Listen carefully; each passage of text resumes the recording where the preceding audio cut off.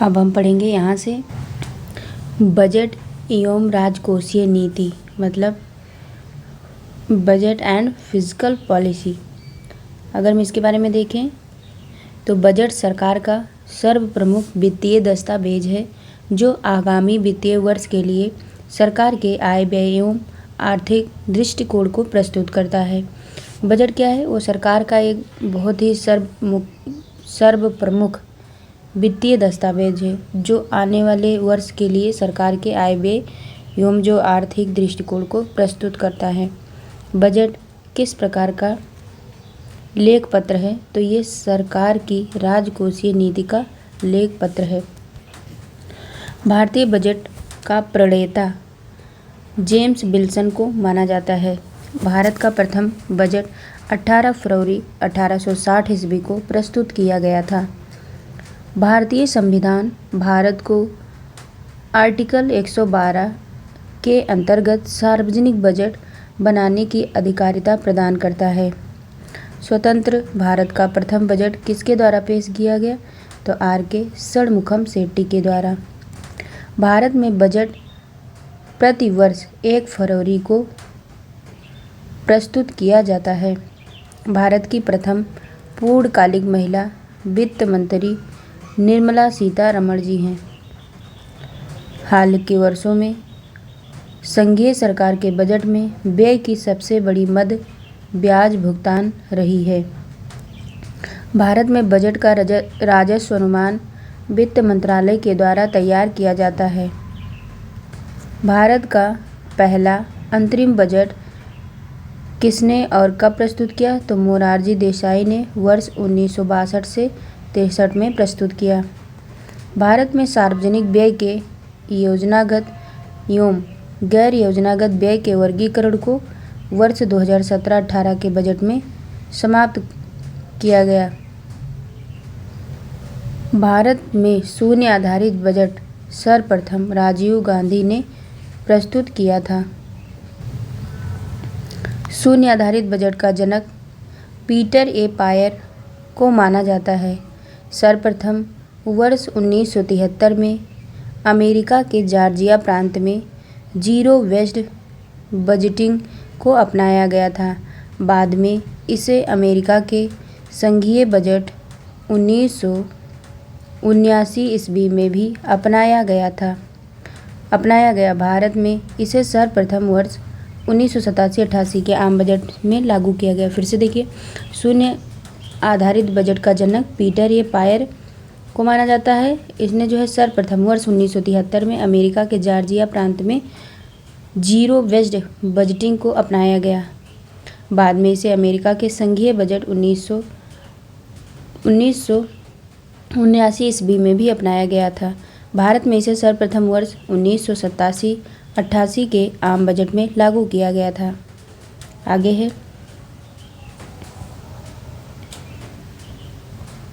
Rail budget को आम budget के साथ प्रस्तुत करने की अनुशंसा विवेक देवराय समिति ने की थी।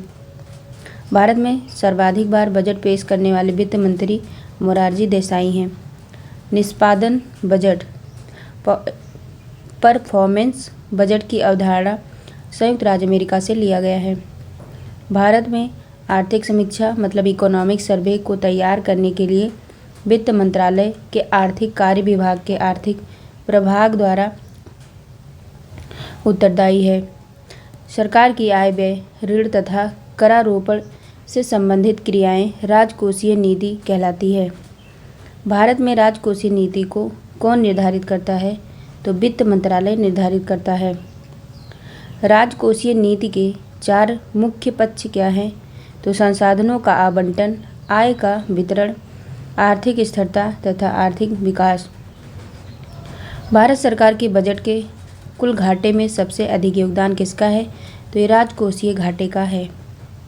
वर्ष 1920-30 की बृहद मंदी को सुधारने के लिए राजकोषीय नीति के उपाय का उपयोग करने का सुझाव किसने दिया? तो प्रोफेसर जॉन मेनार्ड कीन्स ने दिया। मतलब वर्ष 1920-30 की बृहद मंदी को सुधारने के लिए राजकोषीय नीति के उपाय का उपयोग करने का सुझाव प्रोफेसर जॉन मेनार्ड कीन्स ने दिया। भारत में दीर्घकालीन राजकोषीय नीति की घोषणा बीपी सिंह द्वारा की गई। राजकोषीय उत्तरदायित्व एवं बजट प्रबंधन अधिनियम भारत में 2003 वर्ष में पारित किया गया था। केंद्र सरकार के बजटों में राजकोषीय घाटे के बड़े भाग की पूर्ति किस मद के द्वारा की जाती है? तो ये घरेलू उधारों से की जाती है। केंद्र सरकार के बजटों में राजकोषीय घाटे के बड़े भाग की पूर्ति घरेलू उधारों से मद से की जाती है। राजकोषीय उत्तरदायित्व एवं बजट प्रबंधन अधिनियम यानी कि FRBM एक्ट भारत में वर्ष 2003 में पारित किया गया था। यदि प्राथमिक घाटे में ब्याज भुगतान को सम्मिलित कर लिया जाता है तो वह राजकोषीय घाटे के बराबर होता है। ऐसा व्यय जिसके परिणाम स्वरूप अर्थव्यवस्था में पूंजी एवं संपत्ति का सृजन नहीं होता है तो वह राजस्व व्यय कहलाता है। केंद्रीय बजट में चालू खाते की व्यय की सबसे बड़ी मद ब्याज भुगतान है।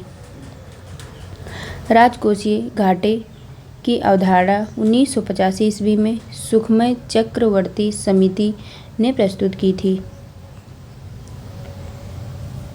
केंद्र सरकार के बजट घाटों को घटता कह रहा है केंद्र सरकार के बजट घाटों का घटता हुआ क्रम क्या है?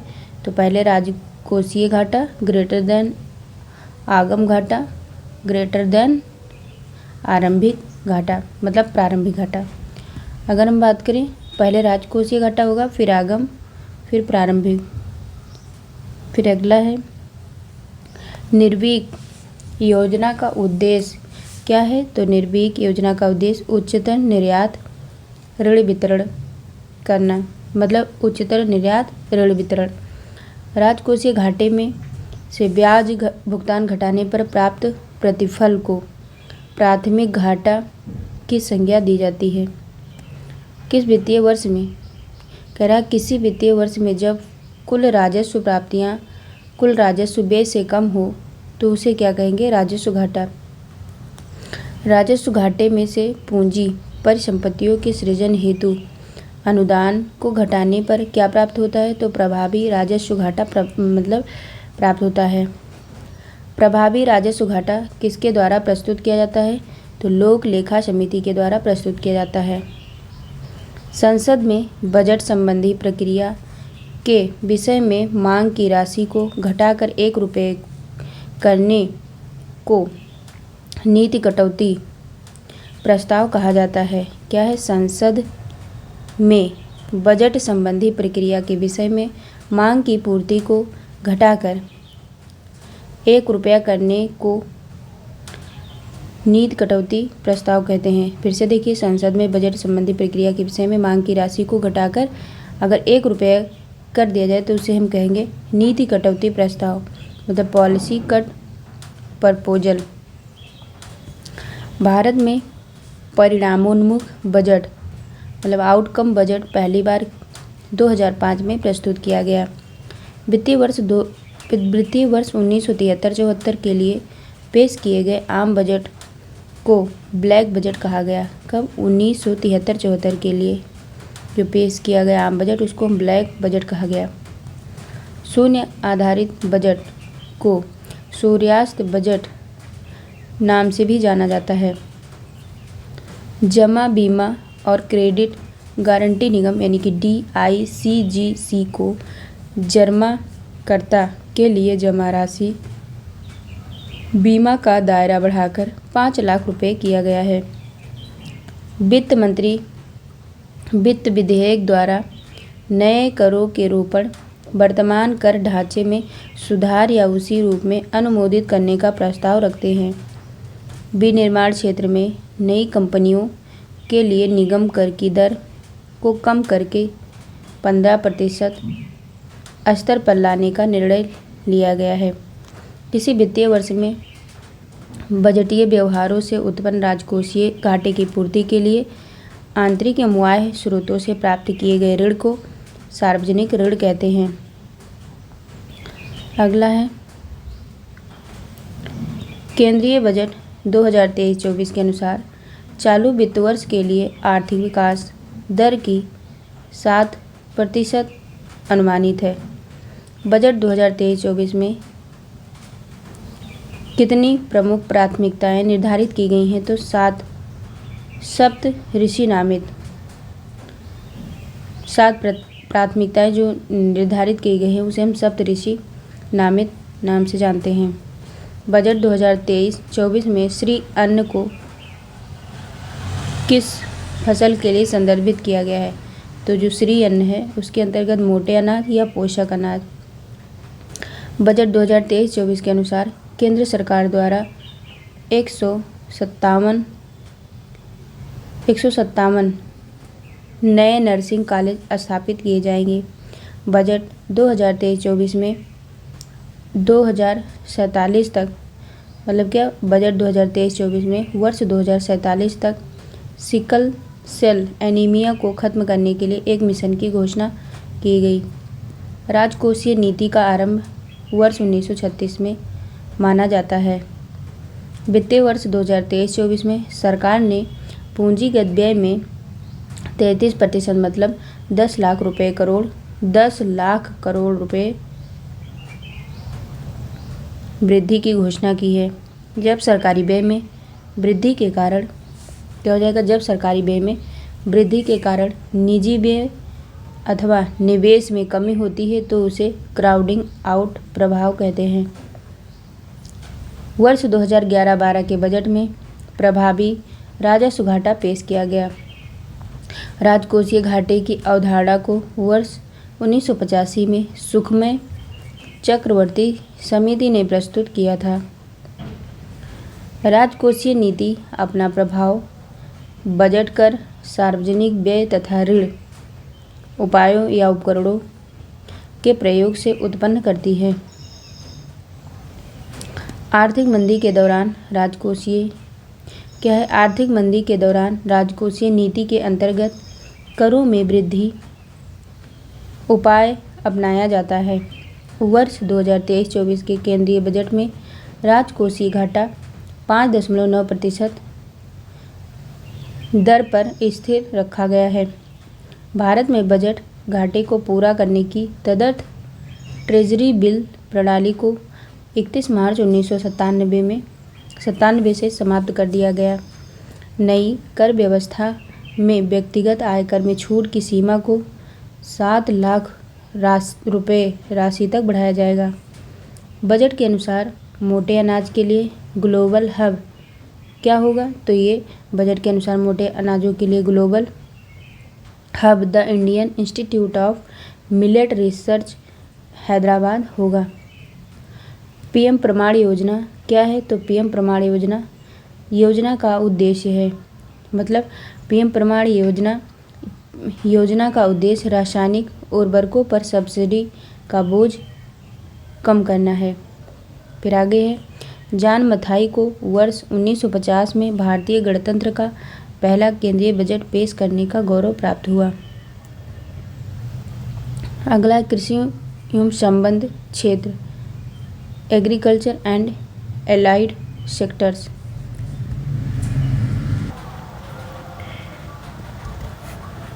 कृषि क्षेत्र भारतीय अर्थव्यवस्था के प्राथमिक क्षेत्र के अंतर्गत आता है।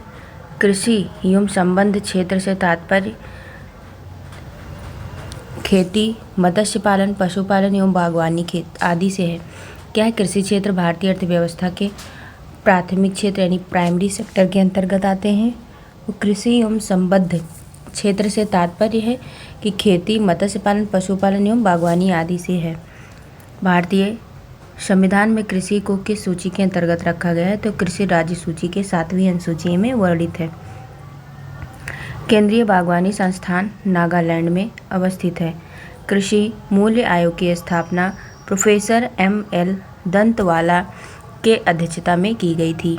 कृषि मूल्य आयोग का नाम परिवर्तित करके कृषि लागत और मूल्य आयोग CACP वर्ष 1985 में कर दिया गया। कृषि मूल्य आयोग एग्रीकल्चर प्राइजेज कमीशन की स्थापना 1965 ईस्वी में की गई थी।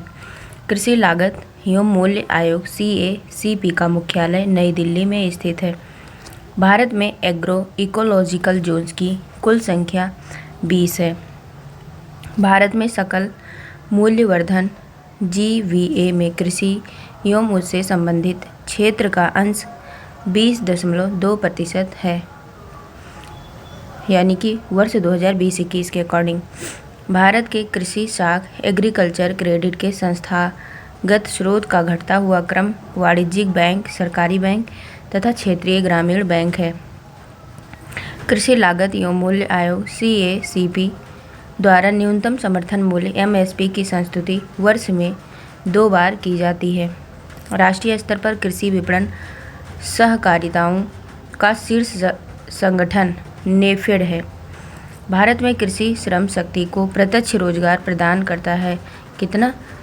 लगभग 60%। बजट 2023-24 में भारत सरकार ने संपूर्ण वित्त वर्ष हेतु कुल कृषि साख वितरण का लक्ष्य 20 लाख करोड़ निर्धारित किया है। राष्ट्रीय कृषि अनुसंधान प्रबंधन अकादमी हैदराबाद में स्थित है। राष्ट्रीय खाद्य सुरक्षा mission national food security mission के अंतर्गत चावल, गेहूं, दलहन, मोटे अनाज व वाणिज्यिक फसलें सम्मिलित हैं। राष्ट्रीय भूमि अभिलेख आधुनिकीकरण कार्यक्रम वर्ष 2008 में शुरू किया गया था।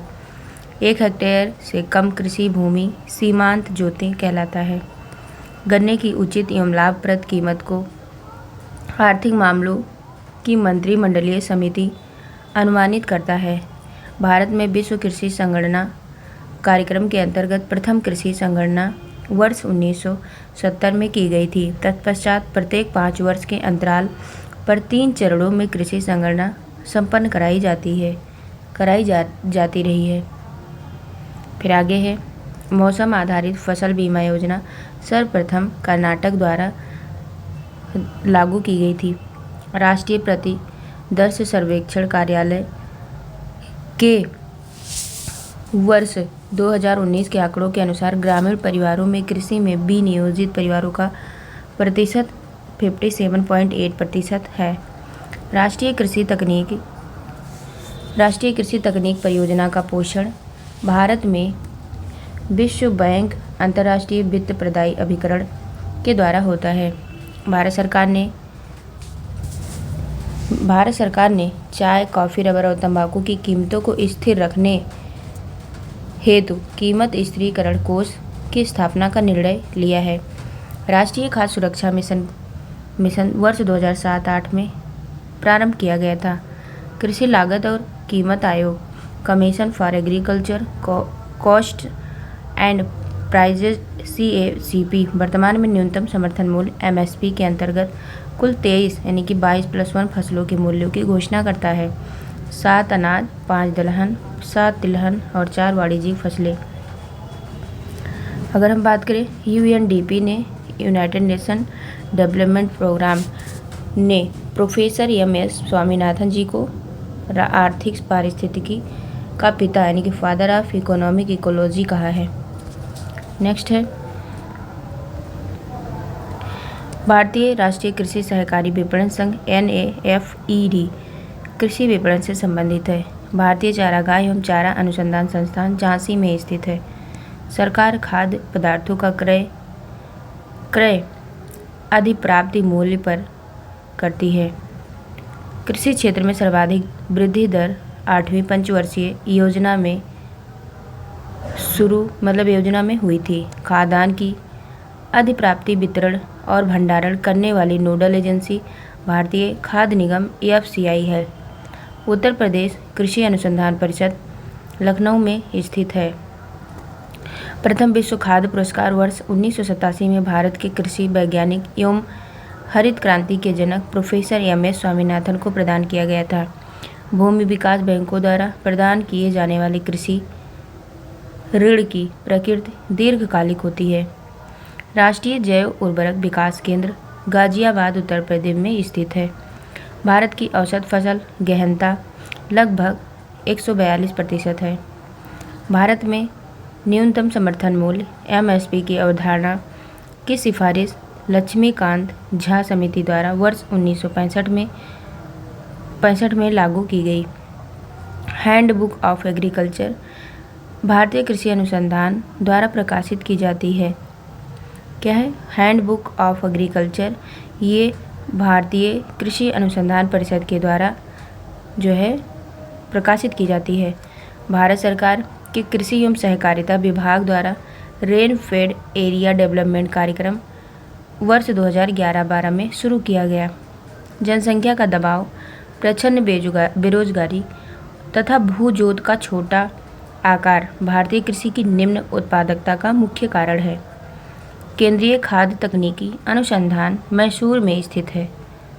फिर अगला है, प्रथम पंचवर्षीय योजना में लक्ष्मी कृषि वृद्धि दर 2.1% थी, किंतु वस्तुतः यह लक्ष्य से अधिक 2.71% प्राप्त हुई है। फिर अगला है, कृषि उत्पादन में लकड़ी के हलों के स्थान पर लोहे के हलों का प्रयोग पूंजी बढ़ाने वाली प्रौद्योगिकी प्रगति का उदाहरण है। राष्ट्रीय विशेष कृषि उपज योजना मुख्य रूप से निर्यात योग्य कृषि उत्पाद से संबंधित है। फिर है, HDFC बैंक निजी क्षेत्र के बैंक ने किसानों के लिए ई किसान धन ऐप प्रारंभ किया है। फिर अगला है, एशिया का पहला मेगा फूड पार्क कहाँ है? तो ये गेतल सूद रांची में। अब हम देखते हैं प्रमुख कृषि संस्थान। मेजर एग्रीकल्चर इंस्टीट्यूट, राष्ट्रीय मत्स्य उद्योग विकास बोर्ड, ये हैदराबाद में है। राष्ट्रीय चावल शोध संस्थान, ये उड़ीसा के कटक में है। फिर है, भारतीय डेयरी निगम एवं राष्ट्रीय डेयरी विकास बोर्ड कहाँ है? तो ये आनंद में है। आनंद शायद गुजरात में पड़ता है या हरियाणा, आप लोग बताएंगे कहाँ पड़ता है। भारतीय डेयरी अनुसंधान संस्थान, ये करनाल हरियाणा में है। फिर है, भारतीय गन्ना प्रजनन संस्थान, ये कोयम्बटूर में है। केंद्रीय काफ़ी, ये कुर्ग में पड़ता है।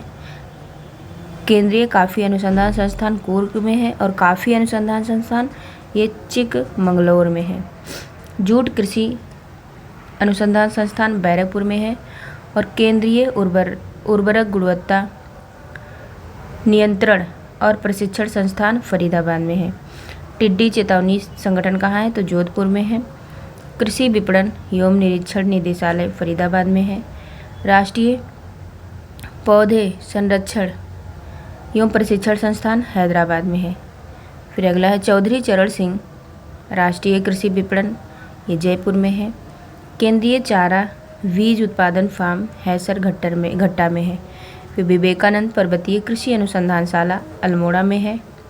केंद्रीय द्वीपीय कृषि अनुसंधान संस्थान पोर्ट ब्लेयर में है। अगला है, लघु किसान कृषि व्यापार संघ नई दिल्ली में है। राष्ट्रीय जैव उर्वरक विकास केंद्र गाजियाबाद में है। डिजीज इन्वेस्टिगेशन लेबोरेटरी, ये पुणे में है। पशु स्वास्थ्य एवं पशु चिकित्सा जैविकी संस्थान कोलकाता में है। पशु चिकित्सा और जीव विज्ञान संस्थान बेंगलुरु में है। पशु स्वास्थ्य संस्थान जालंधर में है। पशु चिकित्सा जैविकी, ये है गुवाहाटी में। और राष्ट्रीय पटसन एवं संबंधित रेशे अनुसंधान, ये कोलकाता में है।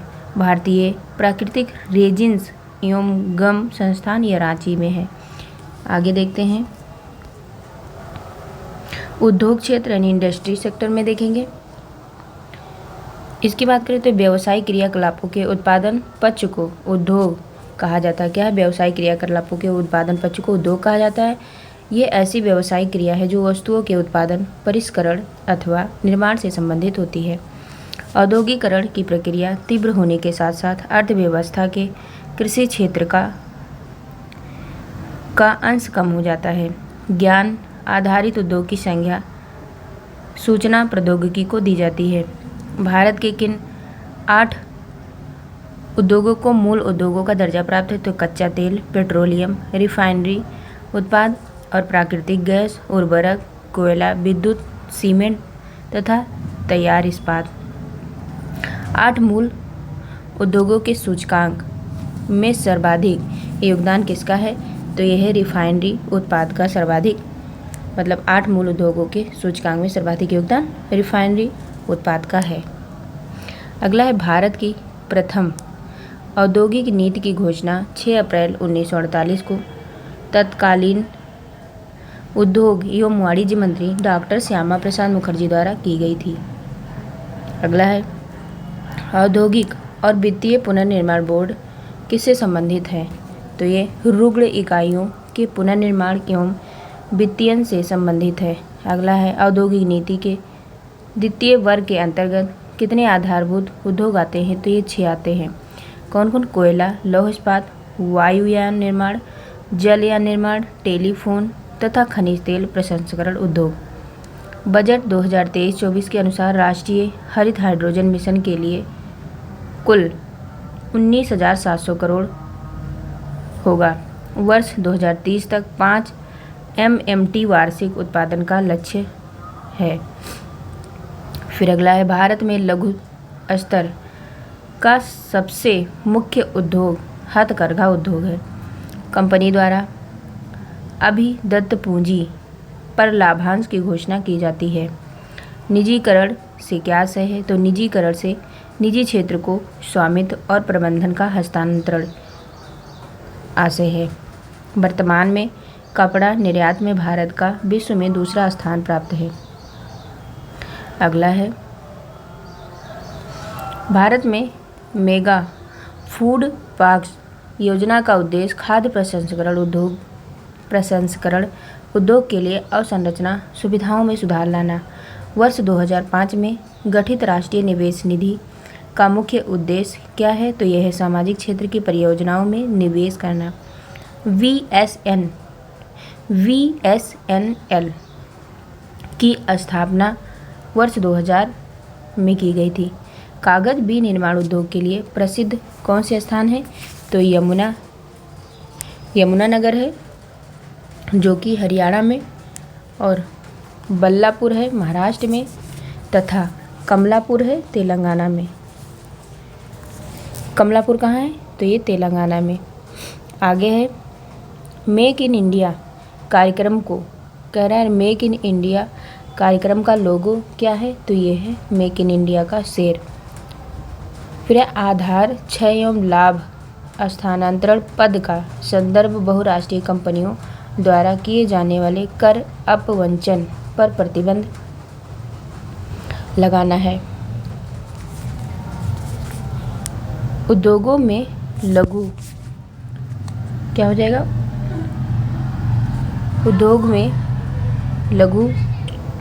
उद्योग में लघु क्षेत्र के लिए वस्तुओं को आरक्षित करने की अनुशंसा किस समिति ने की थी? तो ये आबिद हुसैन समिति ने की थी। किसने की थी? आबिद हुसैन समिति ने की थी। अगला है भारत में मिल निर्मित कपड़े का सर्वाधिक उत्पादक राज्य कौन है? तो गुजरात करता है। सर्वाधिक कपड़े की मिलें कहाँ हैं? तो वो गुजरात में है। नेक्स्ट है प्रधानमंत्री मुद्रा योजना का उद्देश्य क्या है? तो यह है लघु उद्यमियों को औपचारिक वित्तीय प्रणाली में लाना। अगला भारत में उद्योग हेतु लाइसेंसिंग प्रणाली का आधार उद्योग अधिनियम 1951 है, मतलब था। फिर है उद्यमी हेल्पलाइन स्थापित करने का उद्देश्य क्या है? तो ये जो है सूक्ष्म व्यापार स्थापित करने हेतु आसान वित्तीय सहायता उपलब्ध कराना है। नेक्स्ट है स्वतंत्रता पूर्व स्थापित लौह इस्पात के कारखाने। बात करें कुल्टी, तो ये पश्चिम बंगाल में पड़ता है। उसकी स्थापना 1870 में की गई थी। साकची झारखंड में है और ये इसकी स्थापना 1907 में की गई थी। हीरापुर पश्चिम बंगाल में है, ये वर्ष 1908 में की गई थी। भद्रावती की बात करें तो कर्नाटक में है और ये 1823 में की गई थी। बर्नपुर ये पश्चिम बंगाल में है और ये वर्ष 1937 में की गई थी। अगला है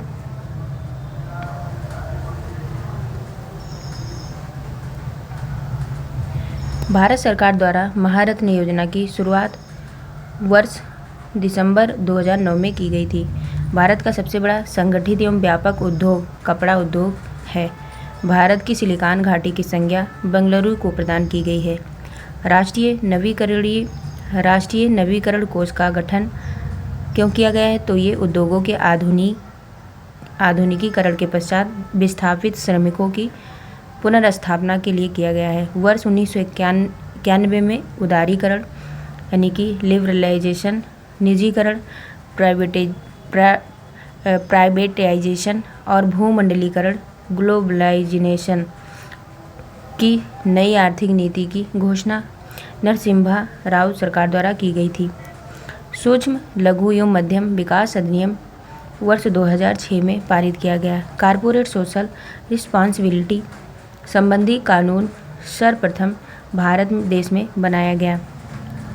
कंपनी अधिनियम 2013 के अंतर्गत जिन कंपनियों का विशिष्ट शुद्ध मूल्य, कारोबार या लाभ एक सीमा से अधिक है, उन्हें अपने पिछले 3 वित्तीय वर्षों के दौरान कमाए गए औसत शुद्ध लाभ का 2% CSR नीति पर खर्च करना होगा। उद्योगों का वार्षिक सर्वेक्षण राष्ट्रीय प्रतिदत्त सर्वेक्षण संगठन के द्वारा किया जाता है। भारत में कृषि क्षेत्र के बाद कपड़ा उद्योग सर्वाधिक रोजगार प्रदान करता है। भारत में लघु स्तरीय व कुटीर उद्योगों को प्रोत्साहित करना रोजगार के अवसर में वृद्धि हेतु आवश्यक है।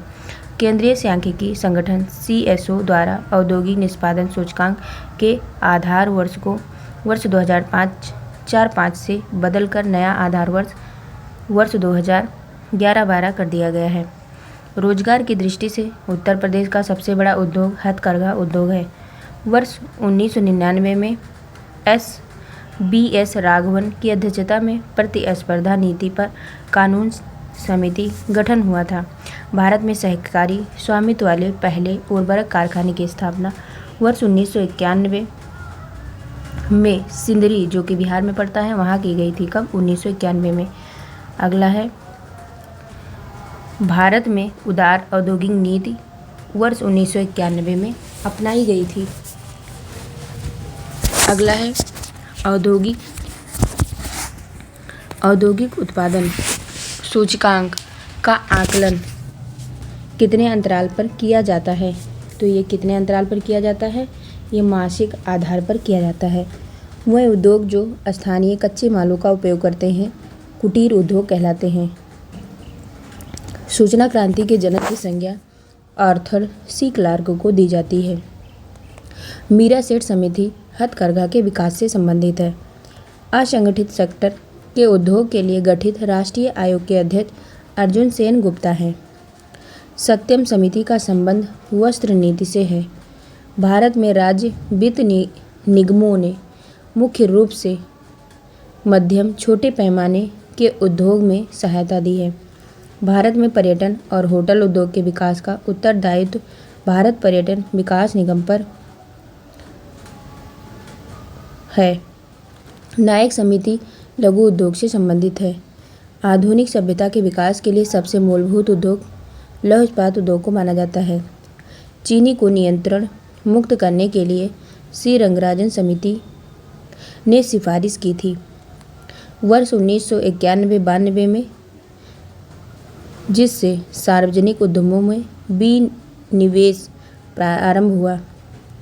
HAL जो है वायुयानों के उत्पादनों से संबंधित है, वायुयान के उत्पादन से संबंधित है। अब हम देखते हैं स्वतंत्रता के पश्चात स्थापित प्रमुख इस्पात संयंत्र राउरकेला, जो कि उड़ीसा में है। इसकी स्थापना 1955 में हुई थी और ये जर्मनी के सहयोग से। भिलाई, जो कि छत्तीसगढ़ में है, इसकी स्थापना 1955 में की गई।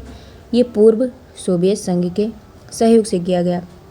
नेक्स्ट है दुर्गा, जो कि दुर्गापुर पश्चिम बंगाल में है और ये 1955 ईस्वी में इसकी स्थापना हुई और ये ब्रिटेन के सहयोग से स्थापना हुआ। बोकारो, जो कि झारखंड में है, 1964 ईस्वी में स्थापना इस किसके सहयोग से? पूर्व सोवियत संघ के सहयोग से। नेक्स्ट है देखते हैं गरीबी एवं बेरोजगारी, पॉवर्टी एंड अनएम्प्लॉयमेंट। अगर हम बात करें आर्थिक एवं सामाजिक वंचना की, वो स्थिति जिसमें समाज का एक वर्ग अपनी मूलभूत मानवीय आवश्यकताओं जैसे कि भोजन, वस्त्र एवं आवास की पूर्ति कर पाने में भी असमर्थ हो, तो वहाँ गरीबी कहलाती है। भारत में गरीबी के अनुमानों का आधार परिवार का उपभोग व्यय है। भारत में गरीबी को कैलोरी प्राप्ति के रूप में परिभाषित किया गया है। दांडेकर रथ फार्मूला गरीबी रेखा के निर्धारण से संबंधित है। आय के वितरण की विषमता के माप की सर्वाधिक प्रचलित विधि गिनी गुणांक है। लॉरेंज वक्र तथा गिनी गुणांक को क्रमशः मैक्स ओ लॉरेंज 1905 में तथा कोरेडो गिनी वर्ष 1912 में विकसित किया था। वर्ष 1989 में लकड़ावाला समिति का गठन भारत गरीबी की माप के लिए उद्देश्य से किया गया था। निर्धनता का दुष्चक्र यानी कि नीशियस साइकिल ऑफ पॉवर्टी का सिद्धांत प्रोफेसर रेगनर नकरसे द्वारा दिया गया था। गरीबी उन्मूलन का नारा 5वीं पंचवर्षीय योजना में दिया गया था। बहुआयामी गरीबी सूचकांक यानी कि MPI की गणना परिवार को इकाई माना जाता है। भारत में गरीबी की गहनता की माप के लिए सबसे उपयुक्त मानदंड बहुआयामी गरीबी सूचकांक है। संयुक्त राष्ट्र विकास कार्यक्रम UNDP के अनुसार गरीबी बहुआयामी होती है। इस संदर्भ में उसके द्वारा एक बहुआयामी निर्धनता सूचकांक जारी किया गया। इस सूचकांक में शिक्षा, स्वास्थ्य, जीवन स्तर से जुड़े 10 मानकों का प्रयोग किया गया है। भारतीय समाज में तीव्र सामाजिक परिवर्तन के लिए क्या उत्तरदायी है? तो ये आधुनिक विज्ञान, प्रौद्योगिकी, सामाजिक नियोजन तथा जनसंख्या वृद्धि। भारत में अधिकांश बेरोजगारी संरचनात्मक श्रेणी की है। बहुआयामी गरीबी सूचकांक 2023 के अनुसार भारत में अभी भी 230 मिलियन से अधिक लोग गरीब हैं। 230 मिलियन। बंधुआ मजदूरी उन्मूलन अधिनियम वर्ष 1975 में पारित किया गया। भारत में परिवार नियोजन कार्यक्रम 1952 में प्रारंभ किया गया। अत्यधिक कुपोषण के कारण मध्य प्रदेश को भारत का इथियोपिया कहा जाता है। राष्ट्रीय सामाजिक सहायता कार्यक्रम का उद्देश्य क्या है? तो यह है अत्यधिक गरीबों हेतु वृद्धावस्था पेंशन। नेक्स्ट है तेंदुलकर समिति ने भारत में गरीबी रेखा के नीचे 37.2% जनसंख्या के अनुमान का आकलन किया है। गरीबी क्षमताओं का अभाव है, यह कथन प्रोफेसर अमर्त्य सेन का है। भारत में बेरोजगारी और गरीबी के अनुमान राष्ट्रीय नमूना सर्वेक्षण कार्यालय NSSO द्वारा परिवारों के उपयोग व्यय के सर्वे पर आधारित है। विजन 2020 फॉर इंडिया दस्तावेज किससे संबंधित है? तो ये आर्थिक विकास से संबंधित है। विजन 2020 फॉर इंडिया दस्तावेज आर्थिक विकास से संबंधित है।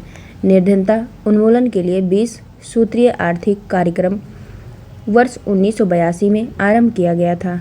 विश्व बैंक की रिपोर्ट के अनुसार भारत में 50% से अधिक निर्धन किन 4 राज्यों में निवास करते हैं? तो 4 राज्य कौन से हो गए? बिहार, उत्तर प्रदेश, मध्य प्रदेश और उड़ीसा में निवास करते हैं। भारत में सामुदायिक विकास के मुख्य निर्माता किसे माना जाता है? तो सुरेंद्र कुमार डे को माना जाता है, जो भारत के प्रथम सहकारिता एवं पंचायती राज मंत्री थे। ट्राइसेम कार्यक्रम ग्रामीण विकास से संबंधित है।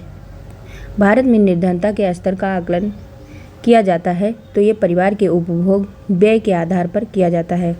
गरीबी के आकलन से संबंधित समितियां जैसे डॉक्टर YK अलग समिति, सुरेश तेंदुलकर समिति, अरविंद पनगड़िया टास्क फोर्स समिति, लकड़ावाला समिति और C रंगराजन समिति, इतनी जो समितियां हैं वो गरीबी आकलन से संबंधित हैं। नेक्स्ट है राष्ट्रीय स्वास्थ्य बीमा योजना RSBY श्रम एवं रोजगार मंत्रालय के अंतर्गत आता है। किसके आता है? तो ये श्रम एवं रोजगार मंत्रालय के अंतर्गत आता है। नेक्स्ट है जीवन की भौतिक गुणवत्ता यानी कि फिजिकल क्वालिटी का सर्वाधिक उपयुक्त आकलन किस पर आधारित है? तो ये शिशु मृत्यु दर तथा साक्षरता पर आधारित है। भारत सरकार द्वारा चलाया गया मिशन इंद्रधनुष का संबंध बच्चों और गर्भवती महिलाओं के प्रतिरक्षण से है। स्वच्छ भारत कार्यक्रम हेतु केंद्र सरकार ने 0.50% उपकर लगाया है। राष्ट्रीय ग्रामीण स्वास्थ्य मिशन 10वीं पंचवर्षीय योजना में शुरू किया गया या प्रारंभ किया गया। प्रथम राष्ट्रीय स्वास्थ्य नीति की घोषणा वर्ष 1983 में की गई थी। एड्रागोगी प्रौढ़ शिक्षा से संबंधित है। प्रधानमंत्री जन धन योजना यानी कि PMJDY का मुख्य उद्देश्य देश में वित्तीय समावेशन फाइनेंशियल इंक्लूजन को प्रोत्साहित करना है। प्राथमिक शिक्षा के सार्वभौमिकीकरण यूनिवर्सलाइजेशन के लिए सर्व शिक्षा अभियान वर्ष 2001 में प्रारंभ किया गया। ग्रामीण अवस्थापना विकास कोष यानी कि rural infrastructure development fund NABARD द्वारा संचालित किया जाता है। जवाहर रोजगार योजना 7वीं पंचवर्षीय योजना में प्रारंभ की गई थी। विश्व साक्षरता दिवस वर्ल्ड लिटरेसी डे 8 सितंबर को मनाया जाता है। राष्ट्रीय ग्रामीण विकास संस्थान हैदराबाद में अवस्थित है। UIDAI योजना के अंतर्गत पहला आधार गांव थेम्बजी महाराष्ट्र में है। आधार प्रत्येक भारतीय नागरिक को विशिष्ट पहचान संख्या उपलब्ध कराने के लिए एक योजना व्यापक है।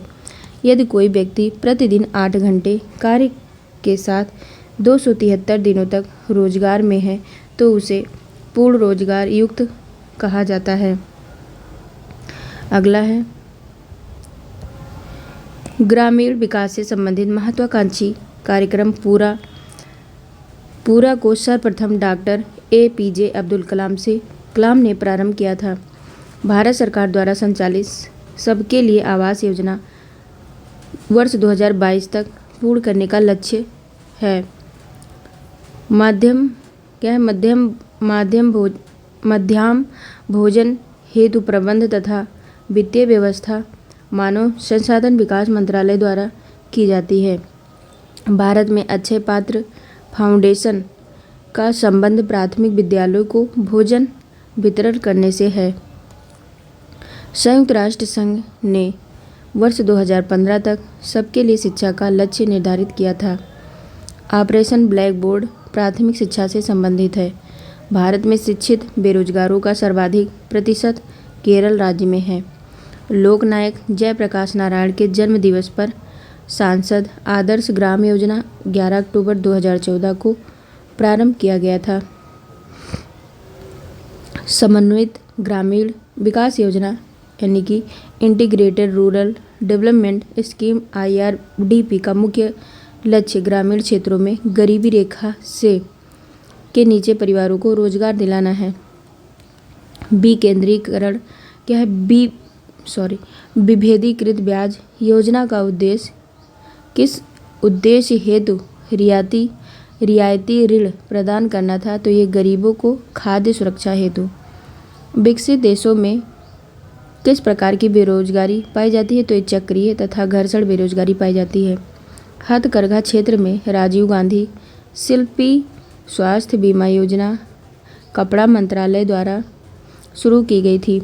सरकारी स्तर पर परिवार नियोजन कार्यक्रम सर्वप्रथम भारत देश में अपनाया गया था।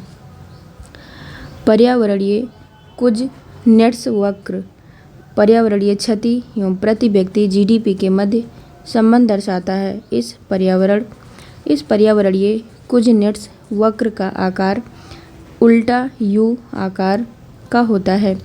मात्र पोषक तत्वों की आवश्यकता के आधार पर गरीबी रेखा का निर्धारण अलग समिति ने किया है। नेक्स्ट है अंतर्राष्ट्रीय संगठन इंटरनेशनल ऑर्गेनाइजेशन। इसकी बात करें तो ब्रेटन वुड्स समझौते के फलस्वरूप अंतर्राष्ट्रीय मुद्रा कोष और विश्व बैंक 2 अंतर्राष्ट्रीय संस्थाओं की स्थापना हुई थी।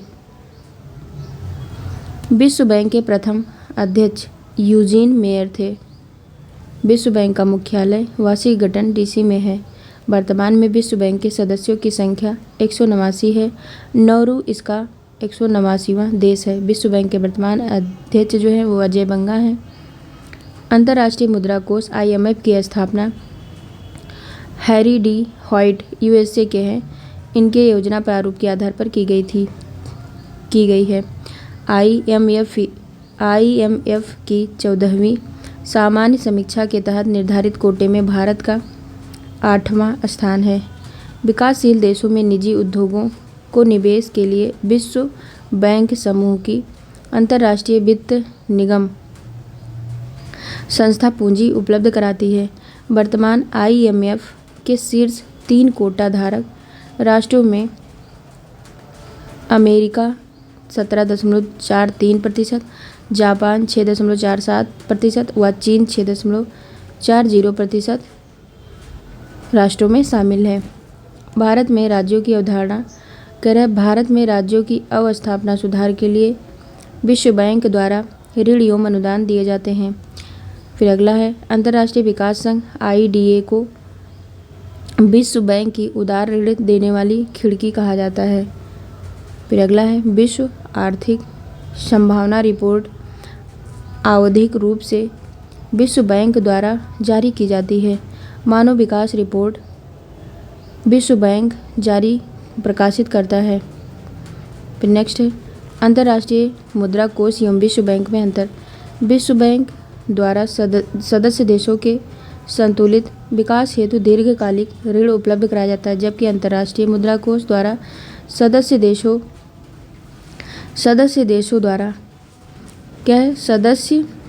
देशों के भुगतान शेष की प्रतिकूलता को अनुकूल बनाने के लिए अल्पकालीन ऋण उपलब्ध कराता है। विश्व बैंक WV एवं अंतर्राष्ट्रीय मुद्रा कोष IMF को ब्रेटन वुड्स की जुड़वा संतानें कहा जाता है। नेक्स्ट है विश्व विकास रिपोर्ट वर्ल्ड डेवलपमेंट रिपोर्ट वार्षिक रूप से अंतर्राष्ट्रीय पुनर्निर्माण एवं विकास बैंक द्वारा प्रकाशित की जाती है। 15वें शिखर सम्मेलन के दौरान ब्रिक्स में शामिल देशों की सदस्य संख्या 5 से बढ़कर 11 हो गई है। 6 नए सदस्य देश जैसे मिस्र, ईरान, सऊदी अरब, संयुक्त अरब अमीरात, इथियोपिया और अर्जेंटीना हैं। इनकी पूर्ण सदस्यता 1 जनवरी 2024 से प्रभावी होगी। फिर अगला है रा सूचकांक विश्व बैंक जारी करता है। व्यापार सुगमता का सूचकांक विश्व बैंक द्वारा जारी किया जाता है। अंतर्राष्ट्रीय पुनर्निर्माण एवं विकास बैंक ने कार्य जून 1946 में प्रारंभ किया था। बहुपक्षीय विनियोग गारंटी अभिकरण MIGA विश्व बैंक समूह से संबंधित है। अगला है अंतर्राष्ट्रीय विकास संघ IDA विश्व के निर्धनतम राष्ट्रों को गरीबी उन्मूलन हेतु सहायता प्रदान करती है। भारत वर्ष 1945 में अंतर्राष्ट्रीय मुद्रा कोष का सदस्य बना था।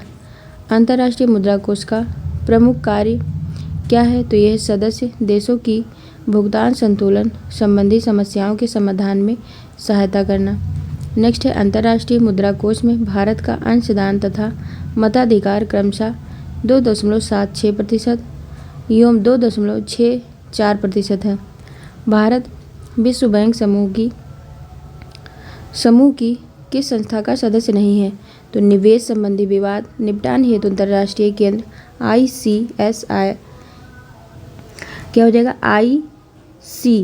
ICSID निपटान हेतु अंतर्राष्ट्रीय केंद्र नहीं है।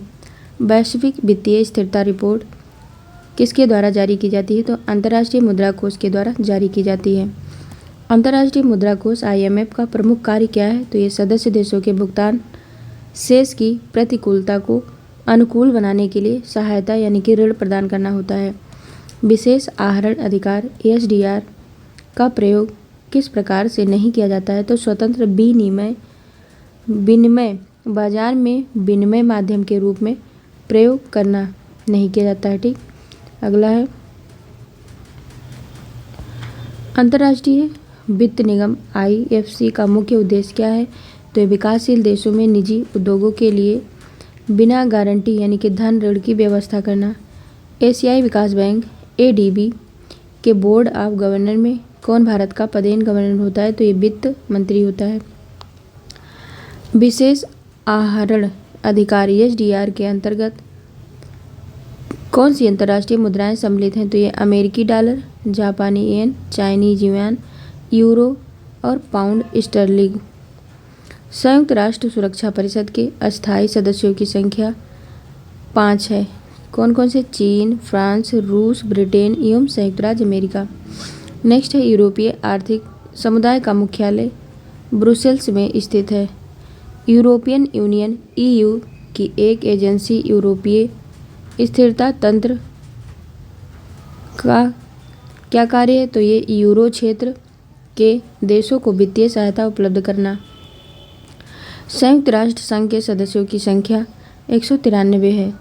भारत के आर्थिक विकास पथ को रोजगार विहीन, जड़ विहीन, निष्ठुर, आवाज विहीन तथा भविष्य रहित किसने कहा है? तो ये यूएनडीपी ने कहा है। भारतीय संघ को वर्ष 2012 में यूरोप में शांति और सुलह, लोकतंत्र और मानव अधिकारों की उन्नति में अपने योगदान के लिए नोबेल शांति से सम्मानित किया गया था। गैट का कार्यालय कहाँ है और किस वर्ष स्थापित किया गया था?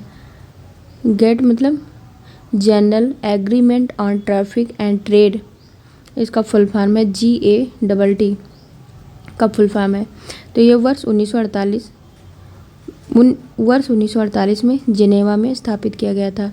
विश्व व्यापार संगठन वर्ल्ड ट्रेड ऑर्गेनाइजेशन की स्थापना गैट की उरुग्वे चक्र की वार्ता के परिणामस्वरूप हुई थी। विश्व व्यापार संगठन WTO के वर्तमान में महानिदेशक एंगोजी ओकोजो इवेला है। भारत विश्व व्यापार संगठन का सदस्य वर्ष 1995 में बना। अंबर बॉक्स, ब्लू बॉक्स और ग्रीन बॉक्स का संबंध विश्व व्यापार संघ WTO द्वारा कृषकों को प्रदान किए जाने वाली आर्थिक सहायता यानी कि सब्सिडी से है। ब्रिक्स शब्द का पहली बार प्रयोग वर्ष 2001 में गोल्डन मैन सैस के जिम ओ लिन द्वारा किया गया था। अगला है विश्व व्यापार संगठन के दोहा चक्र में मुख्य विषय कृषि से संबंधित था। विश्व व्यापार संगठन के अंतर्गत कृषि पर समझौते के मुख्य 3 स्तंभों में क्या क्या सम्मिलित है? तो बाजार पहुंच, आंतरिक समर्थन तथा निर्यात प्रतियोगिता। अगला है विशिष्ट रक्षोपाय क्रियाविधि किससे संबंधित है? तो विश्व व्यापार संगठन से संबंधित है। नेक्स्ट है संघाई सहयोग संगठन ESCO की स्थापना 26 अप्रैल 1996 को हुई थी। संघाई सहयोग संगठन ESCO द्वारा भारत व पाकिस्तान को सदस्य का दर्जा कब प्रदान किया गया? तो 17वें संघाई सहयोग संगठन कजाखस्तान में। सबसे तेजी से विकास करने वाली अर्थव्यवस्थाओं ब्रिक यानी कि ब्राज़ील, रूस, भारत व चीन में दक्षिण अफ्रीका किस वर्ष शामिल हुआ? तो वो वर्ष 2011 में। ब्रिक्स राष्ट्रों में रूस देश की प्रति व्यक्ति आय सर्वाधिक है। न्यू विकास बैंक ENDB जिसे पहले ब्रिक्स बैंक के नाम से भी जाना जाता था, उसके प्रथम अध्यक्ष KB कामत हैं। ब्रिक्स देशों का प्रथम शिखर सम्मेलन रूस में हुआ। न्यू विकास बैंक का मुख्यालय शंघाई में अवस्थित है। विश्व आर्थिक मंच वर्ल्ड इकोनॉमिक फोरम के संस्थापक क्लास श्वाब हैं। विश्व व्यापार संगठन के प्रथम महानिदेशक पीटर सदरलैंड हैं। बौद्धिक संपदा अधिकारों के आधार बौद्धिक संपदा अधिकारों के व्यापार संबंधी पहलुओं पर समझौता agreement on trade related aspects of intellectual property right TRIPS के अंतर्गत 7 बौद्धिक संपदा अधिकार आते हैं। एक आता है कॉपीराइट एवं इससे संबंधित अधिकार, सेकंड है ट्रेडमार्क, थर्ड भौगोलिक संकेतक, फोर्थ है औद्योगिक रूपरेखा, फिफ्थ है पेटेंट और 6 है इंटीग्रेटेड सर्किट की रूपरेखा और लास्ट और 7 है व्यापार संबंधी गुप्त सूचना। नेक्स्ट है अंतर्राष्ट्रीय संगठनों से संबंधित महत्वपूर्ण तथ्य, इसकी हम बात करें। अब हम देखते हैं अंतर्राष्ट्रीय संगठनों से संबंधित महत्वपूर्ण तथ्य। विश्व बैंक जिसे WV कहते हैं, इसकी स्थापना 1944 ईस्वी में वाशिंगटन DC में इसका मुख्यालय है और इसमें 189 देश हैं। नवीनतम देश नाउरू है। अगला है अंतर्राष्ट्रीय मुद्रा कोष IMF, इसकी स्थापना 1945 में की गई। ये वाशिंगटन DC इसका मुख्यालय है। 190 देश हैं। नवीनतम सदस्य देश जो है वो है अंडोरा।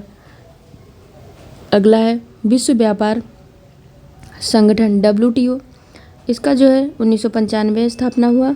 जिनेवा इसका मुख्यालय है। 164 देश हैं और नवीनतम देश अफगानिस्तान है। संयुक्त राष्ट्र व्यापार एवं विकास सम्मेलन यानी कि UNCTAD अंकटाड, इसकी स्थापना 1964 में हुई। इसकी स्थापना जिनेवा में है और 195 देश हैं शामिल हैं। एशियाई विकास बैंक ADB, इसकी स्थापना 1966 में हुई। मनीला फिलीपींस में इसका मुख्यालय है। 68 देश हैं इस समय। दक्षिण पूर्वी एशियाई देशों का संघ जो आसियान की बात करें तो 1967 में स्थापना। जकार्ता मुख्यालय। 10 देश शामिल हैं। Indonesia, Philippines, Malaysia, Singapore, Thailand, Brunei, Vietnam, Laos, Myanmar तथा कंबोडिया। नाफ्टा की बात करें तो ये वर्ष 1994 ईस्वी में इसकी स्थापना हुई और ये Ottawa Mexico city Washington DC में इसका मुख्यालय है। इसमें 3 देश हैं, अमेरिका, कनाडा और मैक्सिको। APEC की बात करें तो ये जो है 1989 में स्थापना। सिंगापुर में मुख्यालय। 21 देश हैं। नवीनतम देश वियतनाम है। नेक्स्ट है यूरोपियन संघ EU की बात करें तो ये 1958 में EEC का परिवर्तित रूप है। ये जो है इसकी मतलब इसका मुख्यालय ब्रुसेल्स, बेल्जियम और टोटल 27 देश हैं। मर्कोसूर की बात करें तो ये इसकी स्थापना 1995 में की गई। मोंटेवीडियो ये मुख्यालय है और इसमें टोटल 5 देश हैं। कौन कौन से? तो ब्राज़ील, अर्जेंटीना, पराग्वे, उरुग्वे व वेनेजुएला। ये दक्षिणी अमेरिकी क्षेत्र का स्वतंत्र व्यापार क्षेत्र है। नेक्स्ट है ओपेक की बात करें तो ये 1960 में स्थापना हुआ। वियना ऑस्ट्रिया में इसका मुख्यालय है। इसमें टोटल 13 देश हैं। कौन कौन से? Iran, Iraq, Angola, Kuwait, Saudi Arab, Venezuela, Libya, संयुक्त अरब अमीरात, Algeria, Nigeria, Equatorial Guinea, Congo व गैबोन। नेक्स्ट है संघाई सहयोग संगठन SCO। ये जो है 2001 में इसकी स्थापना हुई। बीजिंग चीन में इसका मुख्यालय है। इसमें टोटल 9 देश हैं। कौन कौन से? कजाकिस्तान, चीन, किर्गिस्तान, रूस, ताजिकिस्तान और ताजिकिस्तान, उज्बेकिस्तान, भारत और पाकिस्तान और ईरान। नेक्स्ट है दक्षेस की बात करें तो ये 1985 ईस्वी में स्थापना। काठमांडू में इसका जो है मुख्यालय है। 8 टोटल देश हैं, भारत, पाकिस्तान, श्रीलंका, बांग्लादेश, नेपाल, भूटान, मालदीव और अफगानिस्तान।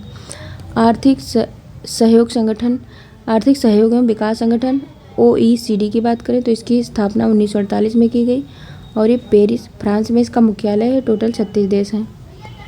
नेक्स्ट है खाद्य एवं कृषि संगठन FAO, इसकी स्थापना 1945 में किया गया और इसमें टोटल 194 देश हैं।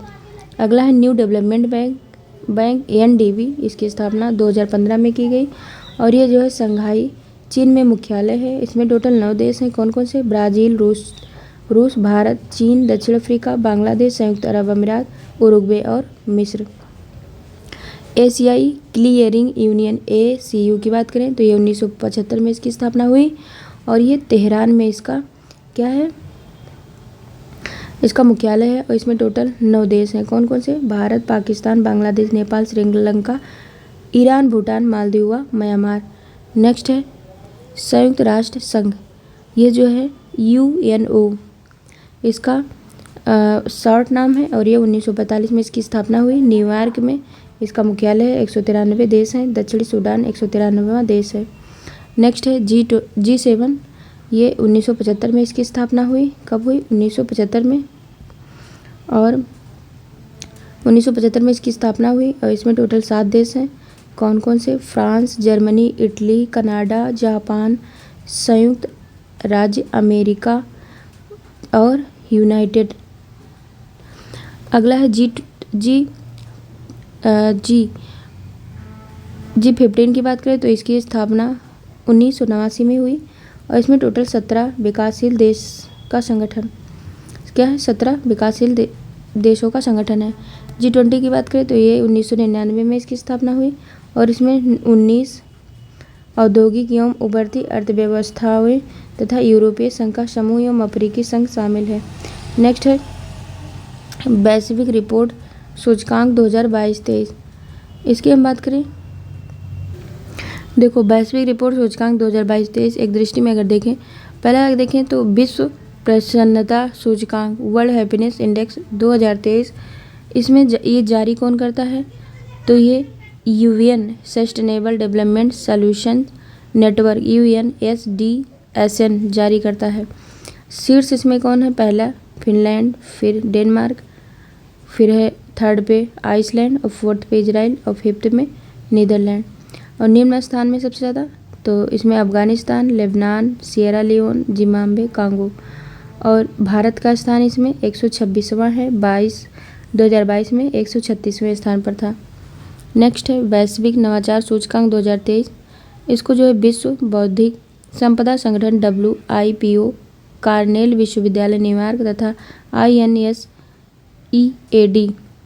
ये जारी करता है। इसमें शीर्ष 5 देश कौन कौन से हैं, स्विट्जरलैंड, स्वीडन, संयुक्त राज्य अमेरिका, यूनाइटेड किंगडम, सिंगापुर। निम्नतम देश अंगोला, नाइजर, बुरुंडी, माली, गिनी। भारत का स्थान 40वां है। मध्य एवं दक्षिण एशिया में शीर्ष स्थान है। अब हम बात करें मानव विकास रिपोर्ट 2021-22 के अकॉर्डिंग, ये जारी कौन करता है, तो इस संयुक्त राष्ट्र विकास कार्यक्रम UNSDSN, शीर्षक uncertain times unsettled lives shopping our future in a transforming world, ये जो है जारी करता है। टॉप 5 देश Switzerland, Norway, Iceland, hong kong, Australia. और जो निम्नतम देश हैं वो दक्षिण सूडान, चाड, नाइजर, मध्य अफ्रीका, गणराज्य और बुरुंडी। 132वां भारत का स्थान है। अगला है आर्थिक स्वतंत्रता सूचकांक 2023, इसे जारी कौन करता है, तो द हेरिटेज फाउंडेशन, वार्षिक गठन DC अमेरिका द्वारा। टॉप 3 देश सिंगापुर, स्विट्जरलैंड, आयरलैंड। टॉप नीचे से 3 देश उत्तर कोरिया, क्यूबा और वेनेजुएला।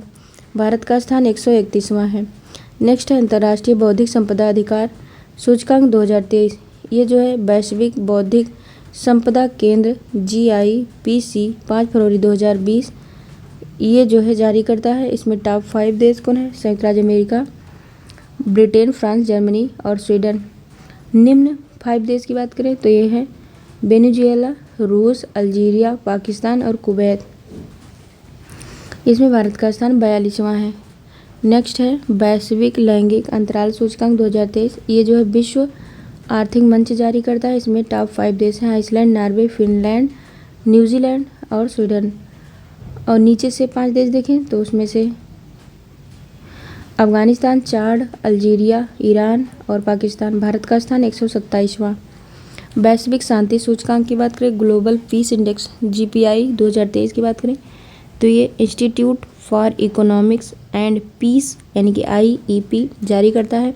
इसमें टॉप 5 देश हैं आइसलैंड, डेनमार्क, आयरलैंड, न्यूजीलैंड और ऑस्ट्रिया। नीचे से 5 देश अफगानिस्तान, यमन, सीरिया, दक्षिण सूडान और कांगो। भारत का स्थान 126वां है। नेक्स्ट है 8वां विश्व प्रतिस्पर्धात्मक, फिर से देखिए विश्व प्रतिस्पर्धात्मकता सूचकांक 2022, इसमें जो है इसको जारी करता है IMD यानी कि business school, IMD business school जारी करता है। इसमें टॉप 5 देश हैं Denmark, Switzerland, Singapore, Sweden, Hong Kong. इसमें टोटल कितने नीचे से 5 देश कौन से हैं, तो ये है वेनेजुएला, अर्जेंटीना, क्या लिखा है, मंगोलिया, दक्षिण अफ्रीका और ब्राज़ील। भारत का स्थान 37वां है। अगला है विविध की बात करें, मिसलेनियस की क्वेश्चन की बात करें तो जब कुल उत्पादन स्थिर होता है तो सीमांत उत्पादन शून्य होता है। क्या होता है, जब कुल उत्पादन स्थिर होता है तो सीमांत उत्पादन शून्य होता है। नेक्स्ट है दीपक पारेख समिति किस लिए गठित की गई थी? तो दीपक पारेख समिति अवसंरचना के विकास और वित्तीय हेतु उपाय सुझाने के उद्देश्य से जो है गठित की गई थी। ISO जो है 14001 एक अंतर्राष्ट्रीय प्रमाण पत्र है।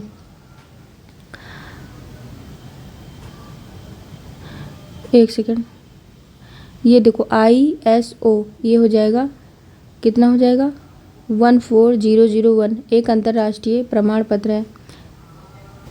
इसको आप 1401 बोल सकते हो, ठीक। देखो ISO ये इसको क्या पढ़ोगे 14001, ठीक है। एक अंतर्राष्ट्रीय प्रमाण पत्र है जो प्रदूषण नियंत्रण प्रणाली स्थापित करने वाली औद्योगिक इकाइयों को प्रदान किया जाता है। क्या है? ISO एक अंतर्राष्ट्रीय मतलब ISO 14001 एक अंतर्राष्ट्रीय प्रमाण पत्र है जो प्रदूषण नियंत्रण प्रणाली स्थापित करने वाली औद्योगिक इकाइयों को प्रदान किया जाता है। असंतुलित विकास की अवधारणा की वकालत AO हर्षमैन ने की थी। भारत के प्रतिस्पर्धा आयोग यानी कि कंपटीशन कमीशन के अध्यक्ष देवेंद्र कुमार सीकरी हैं। एनर्जी स्टैटिक्स नामक रिपोर्ट केंद्रीय सांख्यिकी संगठन CSO प्रकाशित करता है। गाडगिल मुखर्जी सूत्र के अंतर्गत अधिकतम भार जनसंख्या को दिया जाता है। वैश्विक भुखमरी सूचकांक रिपोर्ट के मुख्य घटक अल्पपोषण, शिशु वृद्धि रोधन तथा शिशु मृत्यु दर है। रघुराम राजन समिति का संबंध आर्थिक क्षेत्र में सुधार से संबंधित है। व्यय प्रबंध आयोग यानी कि एक्सपेंडिचर मैनेजमेंट कमीशन के प्रथम अध्यक्ष बिमल जालान थे। राज्य एवं राष्ट्रीय लैंड यूज बोर्ड तथा राष्ट्रीय land resources conservation and development commission मुख्यतः किन कार्यों से संबंधित है? तो ये खेती योग्य भूमि की पहचान एवं उसके विकास से संबंधित है।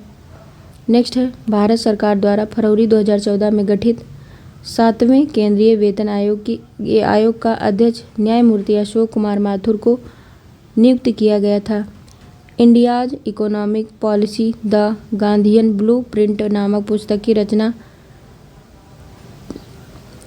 की रचना चरण सिंह ने की थी।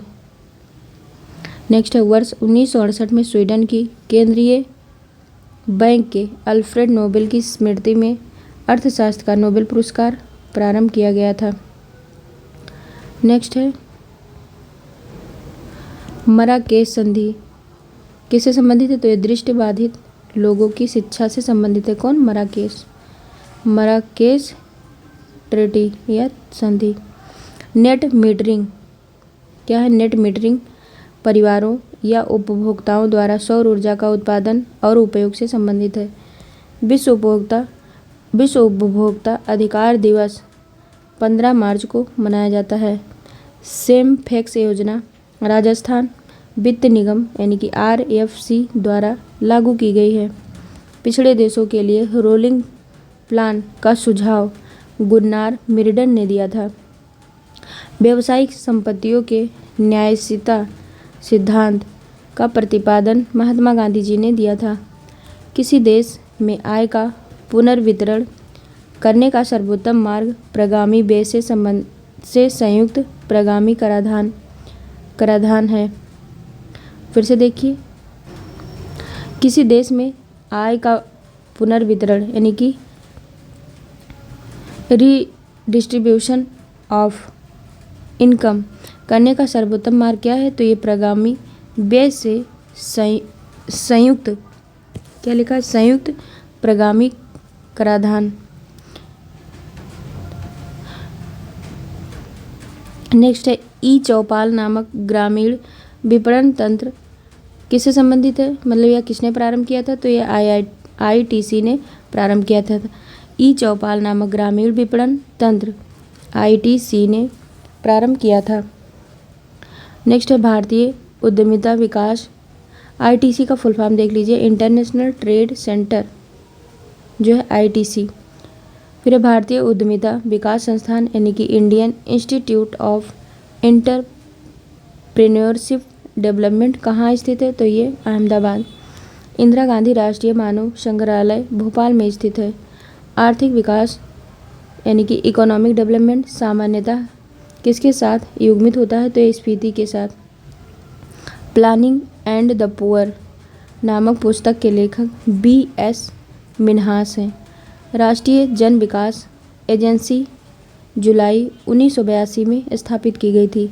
लेखानुदान यानी कि बोर्ड ऑन अकाउंट संघ सरकार की अनुमति प्रदान करता है, मतलब निश्चित अवधि के लिए भारत के संचित निधि क्या हो जाएगा?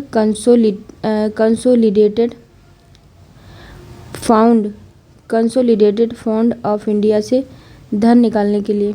अगला है